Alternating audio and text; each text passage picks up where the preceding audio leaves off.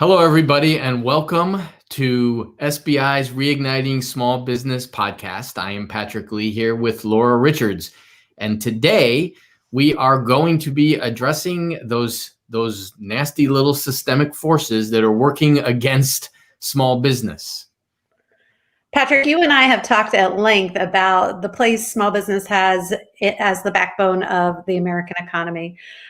We've talked about how critical small businesses are to maintaining the character and the personality and the charm of our Main Street communities, and also the economic vitality. So in this episode, we really want to take a look, like you said, at the forces that are affecting these businesses and how we can engage civic leadership to effectively address some of these issues to level the playing field and give small businesses a fighting chance. One of these is commercial development. And, I think people are probably pretty aware that the pandemic is going to leave retail space open. We've already talked about numbers of businesses that are closing, and those numbers are only going to escalate. And there was actually significant inventory heading into the pandemic already. So one of these things that can really help small businesses out, everyone really, if you think about it, is to not create new commercial spaces, just to curb the development so that the existing spaces will be rented and leased and full prior to creating more, which just leaves things to be abandoned and neighborhoods or shopping centers to look run down and not be vital anymore. And that's been a problem prior to all of this too, is the overdevelopment, right? Like, why were we having a new little strip mall going up next to an empty batch of commercial buildings? That makes absolutely no sense, other than lining some particular developer's pocket or putting some interest payments into a local lender's hands. I mean, it doesn't. Smart growth was already an issue before we even got here, but now I think it becomes even more pertinent. Well, and it's interesting, some of the things that are going on. I mean, just that I see in my neck of the woods. For example, our public library system has a branch in the mall. So talk about using existing underutilized space for a good purpose. I think that's a great example of it. And I think we're going to see more of types of use changing, which kind of leads us directly into the next one, which is streamlining our permitting process and looking at how permitting happens. And some of these permitting and zoning types of issues that come up have a lot to do with the use and how things are used. So I think being flexible around use is one way that civic-minded leaders can help easing some of the regulation around those things.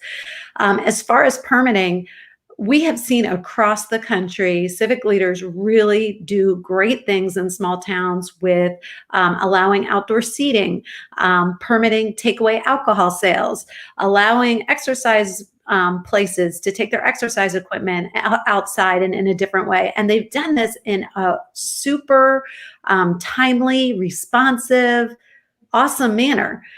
So if we could hold on to a little bit of that and fight what usually happens, which is the bureaucracy that permitting becomes.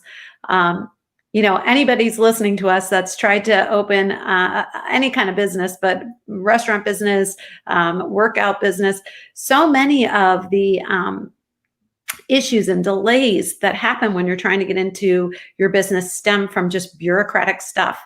It could be, how the fire escape routes are, or, it comes down to these really technical issues that can take months and even years. And in some cases, make the business not viable before it even opens. So getting our civic leadership to work on that and take some of the passion that they've had in handling the pandemic and put it towards some permanent reforms there, I think that would be fantastic. I think that would be absolutely fantastic. I think part of what you see there is that tension that is always there between the entrepreneurial business community trying to have things happen and the bureaucratic sort of government institutions that are there in theory to protect and to make sure things are done in a way for the common good and safety and all. But what seems to happen a lot when things are unchecked is the pendulum swings too far in one direction. And I do think it's a real interesting battle there between businesses that may be doing things that hurt the environment or other things that need, you want them to be pulled back, but then the whole bureaucratic malaise of government ease of operation for the small business owners, right? I mean, it's one thing if you can pay to have an entire legal department go deal with this. It's another thing if you're the business owner, you're trying to open up, you have a runway of a certain amount of time, and you're stuck in some sort of permitting hell that there seems to be no logical reasoning behind. Exactly. Yeah. So I wanted to get you talking a little bit about community-based banking. We've talked some about that, and I know you're really passionate and have seen those relationships benefit your clients. So talk to us about that. Well, so where do things actually happen that people sort of know what's going on? It happens at the local level. We can have all of these theories around the economics and the manner in which we're going to operate things. But those theories, the rubber meets the road in the local community where people actually know each other. They know what's going on. We understand what the problem is on this particular street or what the issue is to, make things happen in that building. I mean, it gets very local, and local supports local. So it makes a lot of sense that the folks making the decisions are the folks who know what's going on and have a vested interest in the community. And when you hear banking, a lot of folks, I think, feel like, banking is banking. What difference does it make where you bank? And I can tell you with absolute certitude that it makes a huge difference. When I actually started banking in one of my businesses, and this was probably 20 years ago, but there was a local business bank. They did not do residential banking, personal banking. It was all business banking, and they were local for small businesses. And what I discovered was amazing. I'll tell one story. I was looking to get a certain amount of funding to expand the business I had at that time. And I went to them as my banker, and they looked at everything and they said, your situation is one where it's a bit too risky. Based on our board and the rules governing us, we could not loan to you. However, give us a couple of weeks. We're going to reach out and pull some folks together and see if we can't come up with a way for this to work for you, because what you're doing is really unique. We believe in it, and we want to help. So, of course, I went along with that. Well, they called me back to a meeting at the bank where they had 3 different possible lending vehicles. They had, proponents of each of those that were there. And they basically guided me through a process of selecting which one of those would be best, figuring out how to make that happen. And in the end, I ended up with that funding, and they spent a ton of time helping me get that funding. They didn't make a dime.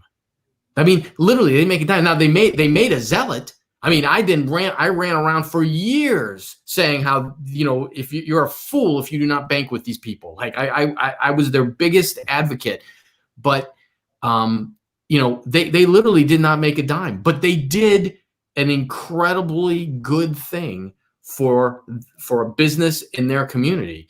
And we expanded, and it helped the community, and it was a success story for them, even though they didn't fund it. And since then I have been a complete small business community bank guy. And so every bank I bank with, every time I advise somebody is to do that. And the difference is dramatic. I mean, I have clients right now that are banking with Wells Fargo, and there's nothing but problems. We all know about Wells Fargo, and they won't switch. And in the meantime, I've got, a couple of folks banking with a small bank in our area, Shore United, and the amount of service and ability of them to help their clients directly and immediately is huge. There is no reason, folks, that you should ever bank with one of these large banks if you are a small business. Yeah, absolutely. Small banks have vested interest in their community, and tailoring products to meet the needs of those businesses meets the needs of the community. So it kind of makes perfect sense that their interests are aligned. And it's not as if when we say small, we mean that small bank itself is limited in its scope and its geography and all. But small banks account for about 52% of all lending to new businesses. So they're shouldering a big load in terms of how these Main Street economies work. That's exactly right. And I think it's a scary statistic that 1 in 3 of these community banks has closed in the last 10 years. So there used to be a lot more community banks. So we need to make sure that we are supporting the community banks in our area. And one more success story I'd say about the whole community banking angle is the execution of the PPP process. Folks that did not have relationships with a big bank, but had relationships with these small banks, were able to get their PPP loans, whereas folks who did not were not necessarily. And here's the other thing too. Even businesses that had relationships with a larger bank, and we won't name names here, but I had clients who had established relationships with one of the larger banks. They asked, what do we need to do to get in on the PPP thing? They were sent links that didn't work. They then tried to contact their folks. And I had one who actually was denied the first time because they missed a bunch of deadlines and dates and so on. They eventually ended up getting PPP money, but it was a miserable experience for them.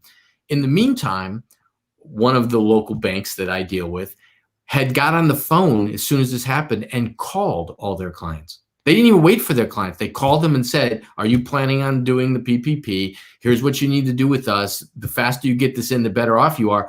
The difference in how that rolled out for those banking, small or large, was huge. Now, I do have to give a little bit of credit.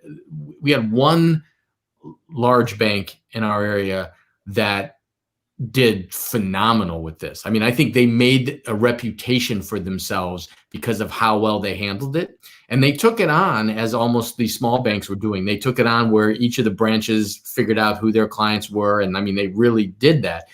But that was the anomaly. Most of the large banks fell on their face in terms of supporting small business on the PPP side. Yeah. So let's talk a little bit about community economic development. This is one that really makes sense, and you would think that our civic leadership would already be focused here. But let's talk a little bit about why the pandemic has made this even more important and how we should look at it. Well, it's interesting because I think the reason that there was not a lot that could be done, right? Like everybody on their own were struggling to figure out, what are we supposed to do with this? How do we go? And we talked about this before, like when the Great Recession happened, how there were communities that had banded together to create their own little local economic models of supporting each other in ways, trading payments on mortgages for new roofs, for food, for barter, and like these that was never even traced very well. So the local communities, when these things happen, they tend to bond together and figure out how to get about doing things. So it makes absolute sense that the local economic development knows, where are the areas that there's capacity in play? What works well together? Who are the players here? How do we make this happen? And by focusing on the small business locally, you're impacting your unemployment and employment numbers locally. Like you have an immediate impact on those around you and who's employable or who's not. And you know what that looks like. You know who's going under and who's not, and what you need to do. And that that focus, so that the realities aren't these big sort of, abstract numbers. These are people, businesses, storefronts, roads that we know and we can impact. And so the focus there is the long-term benefit for the community. The Walmart down at the end of the road is going to be open. Yeah. It's going to be open. But do you want your Main Street alive? Do you want the character of that Main Street and economic development, keeping those jobs local, keeping the supply lines as local as possible too, right? Supporting the local farmers, farm to table. I even think one of the interesting examples of the promotion of this that was specific to COVID was the making of masks. Because before, all of a sudden, everybody was making masks, right? Like now you can get every designer mask you could ever want in any style. But when we first started, there were folks who were knitting, but they were sewing masks, like 30 or 40 people, and selling them locally to meet the need. And that was such an immediate, like, this is how you do it, right? That's such a great example of this. Yeah. And if we want to take it on a city level, Portland, Oregon has actually, their economic development entity changed their name. They really took it to the nth degree, and they're calling themselves Prosper Portland. And they are just basically going on these social values, racial equality, and really putting that local focus on there and making it well known. They feel like they had a hard past to overcome, and they even came up with a new tagline, which is harmful past, new future. So very, very progressive, which we would expect from Portland. Yeah. And we necessarily have to take it to that degree, but I think that the fact that this is starting to become a recognized movement is important, and it's a good reminder of what we don't want to lose. And I think that it sounds like they changed their name to Prosper Portland, and that's such a marketing thing. But actually, we're talking about this whole bureaucratic sort of sense of things and how do you overcome it and all. Well, that sends a signal. We're not economic development of the city of Portland, right? Okay, let's go see what lines we have to stand in and how they're going to not do what we need. They're Prosper Portland. I mean, I think that in this instance, that broadcasting of message is what gives hope and shows that we're actually thinking about this. This isn't business as usual. So I don't downplay that at all. I think that's a great thing. Exactly. I do too. We have a couple more points, and some of them we've kind of gone over a little bit, but one of them that we did, I think, bears to mention again, when we talk about ordinances, it being another area. I don't want to go into a lot of detail, but what I think is interesting is that, we create the ordinances that we create and support visually have an impact on our communities. And you were talking about the Walmart at the end of the street. There are what you call formula businesses that have proliferated all over the country. And in fact, not just in our country, you go to Vancouver, you go to, even outside, and you'll see these same formulas. So I think pretty much everybody listening or watching probably knows what some of those shops are and franchises that look the same. They're recognizable no matter where you go. And they really create kind of a ubiquitous look and feel. So in order to create or preserve our cultures, our character, and our charm of our Main Street or our communities, ordinances and controlling those are super important. And I think that my favorite story of that is the idea that, if you got whisked up into an alien vehicle and then dropped down anywhere in, on a Route 40 somewhere in the United States, and you're walking along trying to figure out where you are, and everything looks like every other Route 40 in the United States, that's terrifying. What I found interesting, though, is, we're obviously based out of Annapolis and all, and we sort of, there's a feel to Annapolis, and that feel for me, that character, that local sense of what Annapolis is, sort of came to the forefront for me when the first time I went and visited Charleston, South Carolina, because I go to Charleston and I'm walking around Charleston, which has its own flavor and history and all this, but I'm going, this is the closest place that I've ever been to feeling like Annapolis to me. And then that strikes me like, well, that's how unique these main streets, these local communities can be versus the Route 40s of the United States. Exactly.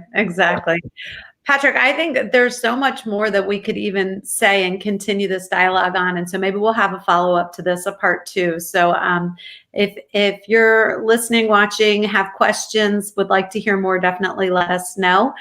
And we will be back with another podcast on Thursday. But I think the bottom line here is there's so much that can be done.